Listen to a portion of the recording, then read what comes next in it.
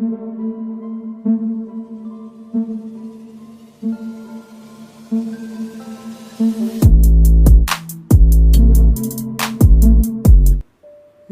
दोस्तों, scary story official में आप सबका स्वागत है। आज की कहानी की तरफ बढ़ने से पहले चैनल को सब्सक्राइब कर लीजिए और अगर कहानी अच्छी लगती है तो प्लीज़ लाइक एंड कमेंट करना मत भूलिएगा। तो आज की कहानी की तरफ बढ़ते हैं। आज की कहानी रमेश और शेखर की है। ये दोनों बचपन के दोस्त हैं और एक ही घर में रहते हैं। एक कमरा ले रखा है और उसी में दोनों रहते हैं।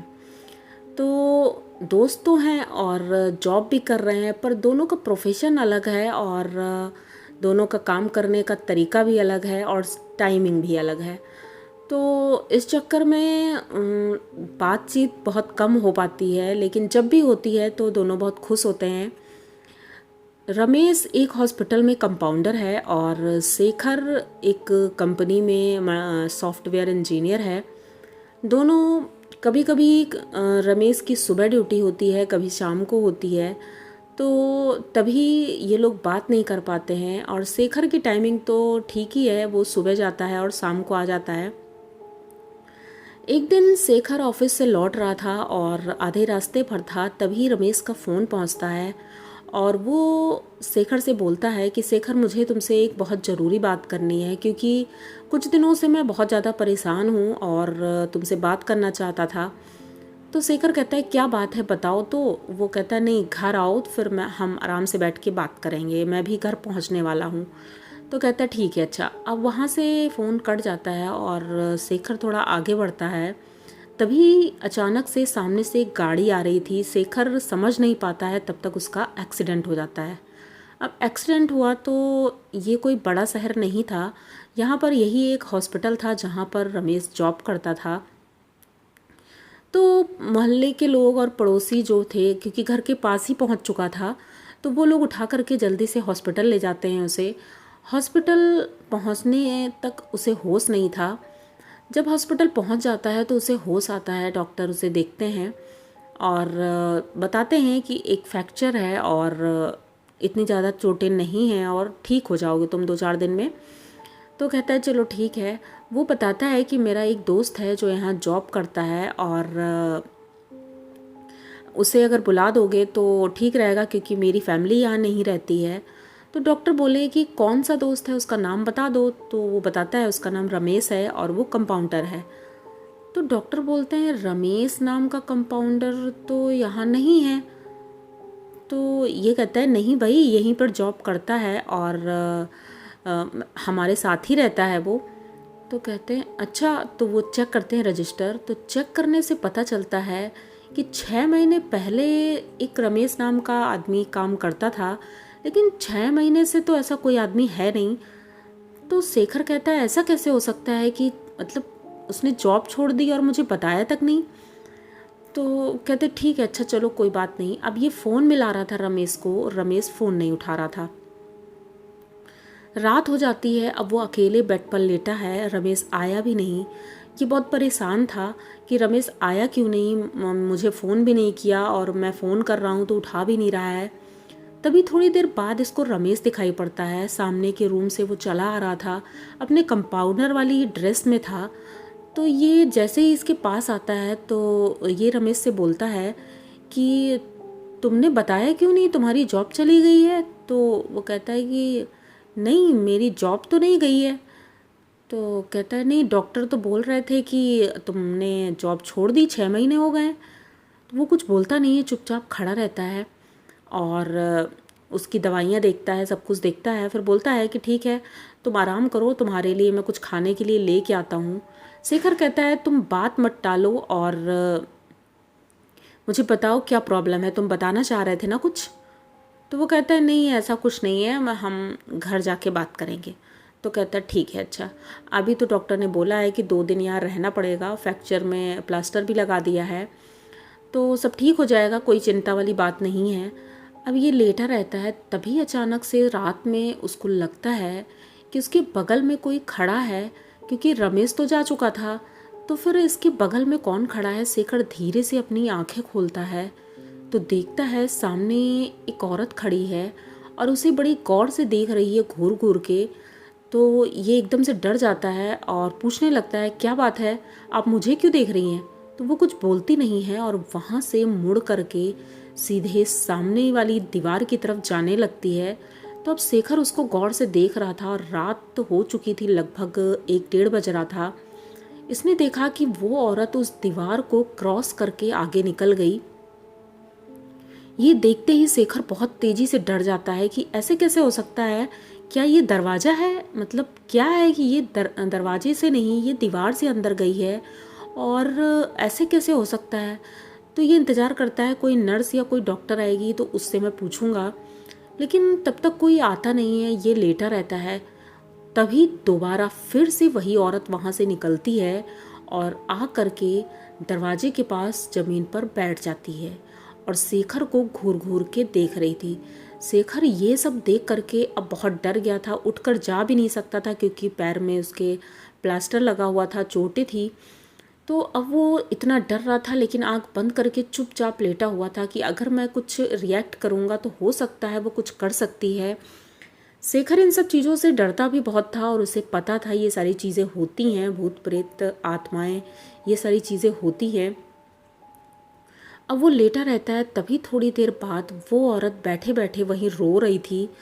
तो ये अब इसके कानों में ऐसे चुभ रहा था, उसका रोना बहुत तेज़ी से रो रही थी। अगल बगल जो पेशेंट थे वो चुपचाप आराम से लेटे हुए थे, उन्हें कोई फ़र्क ही नहीं पड़ रहा था, लेकिन शेखर को बहुत फ़र्क पड़ रहा था। शेखर बहुत घबरा रहा था और चुपचाप लेटा था। वो सोच रहा था कि रमेश आ जाता तो ठीक रहता। वो थोड़ी देर बाद अपना फ़ोन निकालता है और रमेश को फ़ोन मिलाता है। थोड़ी देर बाद रमेश आता है और पूछता है क्या बात है। तो वो औरत जो वहाँ बैठे रो रही थी वो वहाँ से उठती है और रमेश के बगल में आके खड़ी हो जाती है। अब शेखर देख करके डर रहा था तो रमेश पूछता है, क्या बात है शेखर, तुम इतना डर क्यों रहे हो और इतना परेशान क्यों हो? तो वो कहता है कि ये औरत कौन है और तुम्हारे साथ क्यों है? तो रमेश कहता है, मैं तुम्हें इसी के बारे में कुछ बताना चाहता था। तो शेखर कहता है, क्या बताना चाहते हो, तुम्हें पता भी है ये कौन है? तो वो औरत रमेश के पीछे छिपी हुई थी। तो रमेश कहता है कि ये तुम्हारी भाभी है और मैं इससे शादी करना चाहता था लेकिन शादी नहीं हो पाई हमारी। तो कहता फिर क्या हुआ? तो वो कहता है, फिर कुछ नहीं, एक दिन हॉस्पिटल में मैं काम कर रहा था, रात नाइट ड्यूटी थी और रात बहुत ज़्यादा हो चुकी थी। तो मैं काम कर रहा था और ये यहाँ पे नर्स थी और ये भी काम कर रही थी।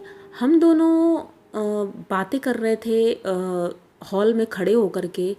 तभी अचानक से हमें एकदम से शोर सुनाई पड़ा तो हम दोनों दौड़ पड़े। जब बाहर जा रहे थे तो दरवाज़ा किसी ने बाहर से बंद कर दिया था और हम दोनों अंदर ही बंद हो गए थे। हम लोग चिल्ला रहे थे लेकिन किसी ने दरवाज़ा नहीं खोला। जब हम लोग बाहर की तरफ निकले तो देखा कि एक खिड़की खुली थी। उस खिड़की से हम लोगों ने सोचा निकल जाएंगे, लेकिन वहाँ से निकलना पॉसिबल नहीं था। तो हम लोग थोड़ा इंतज़ार करने लगे कि शायद कोई दरवाज़ा खोलेगा। थोड़ी देर बाद दरवाज़ा खुलता है और वहाँ पर बहुत सारी भीड़ थी क्योंकि बगल में मुर्दा घर था तो वहाँ शायद किसी की डेथ हुई थी तो कोई बॉडी आई थी। उसके साथ में रोने वाले लोग थे, उनकी फैमिली मेम्बर थे, वो सब रो रहे थे। तो शायद किसी ने दरवाज़ा खोल दिया था। तो ये लोग बाहर निकलते हैं तो देखते हैं वहाँ भीड़ बहुत ज़्यादा है। तो ये लोग जल्दी से भागने लगते हैं लेकिन उनमें से एक आदमी इन्हें पकड़ लेता है और उसी मुर्दा घर के अंदर ले जाता है। अब रमेश कहता है, मैं हम कुछ समझ नहीं पा रहे थे ऐसा क्यों हो रहा है, वो लोग हमें क्यों पकड़ रहे हैं। और मुर्दा घर का दरवाज़ा बंद हो जाता है। उस मुर्दा घर का दरवाज़ा जब बंद होता है तो ये दोनों उसके अंदर थे और जितने मुर्दे थे वो सारे उठ खड़े हो करके इनकी तरफ बढ़ रहे थे। और इसका नाम सुजाता है। सुजाता इतना ज़्यादा डर गई थी कि उसका हार्ट अटैक हो गया और वहीं पर उसकी मौत हो गई। अब उसकी मौत जब हो गई तो मैं इतना चिल्ला रहा था कि बचा लो हमें, बचा लो, लेकिन कोई बचाने नहीं आया और उसी जगह मेरा भी ये सोचिए कि प्राण निकल गए, मैं मर गया वहीं पर। दूसरे दिन सुबह लोगों ने दरवाज़ा खोला और पता चला कि रात में कोई बॉडी आई ही नहीं थी और जो भीड़ हमें दिखी थी वो कोई इंसानों की भीड़ नहीं थी, वो मुर्दों की भीड़ थी। और गलती से हम उसी भीड़ में फंस गए थे जिस वजह से हमें अपनी जान गंवानी पड़ी। तो एक दिन पहले ही मैंने तुम्हें फ़ोन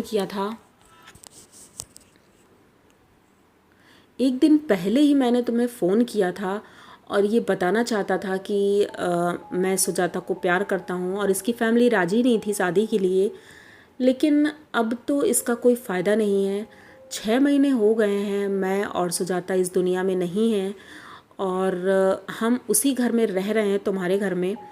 तो शेखर ये सब सुन करके तो एकदम चौंक जाता है कि मतलब 6 महीने से मैं एक भूत के साथ रह रहा हूँ, ये कैसे पॉसिबल है।